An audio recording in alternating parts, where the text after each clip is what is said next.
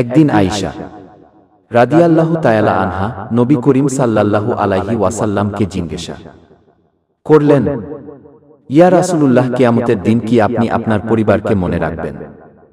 নবী করিম সাল্লাল্লাহু আলাইহি ওয়াসাল্লাম বললেন, হে আয়েশা, কিয়ামতের দিন তিনটি সময়ে কেউ কাউকে মনে রাখবে না। এক, যখন আমলনামা দেওয়া হবে, সে জানে না এটি ডান হাতে আসবে নাকি বাম হাতে আসবে। দুই, যখন আমলের ওজন পরিমাণ করা হবে, তখন পর্যন্ত কেউ জানে না তার আমল ভারী হবে নাকি হালকা। তিন, যখন ফুল সিরাত সেতু পার হতে হবে, যা জাহান্নামের উপর স্থাপিত, কেউ জানে না সে নিরাপদে পার হতে পারবে কিনা। এই কথা শুনে আয়েশা রাদিয়াল্লাহু তাআলা আনহা এর হৃদয় কেঁপে তার চোখ অশ্রুসিক্ত হয়ে গেল।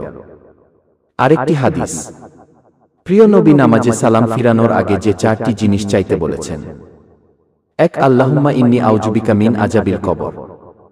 দুই, ওয়া আউযুবিকা মিন আযাবি জাহান্নাম। তিন, ওয়া আউযুবিকা মিন ফিতনাতিল মাইয়্যা ওয়াল মামাত।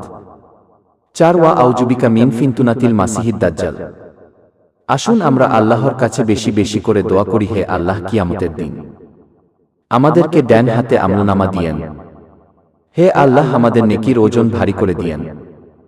হে আল্লাহ, আমাদেরকে পুলসিরাত বিজলির আকারে পার হওয়ার তৌফিক দিয়েন। আমিন। সত্য কথা সরিয়ে দাও, হেদায়েতের পথ দেখাও।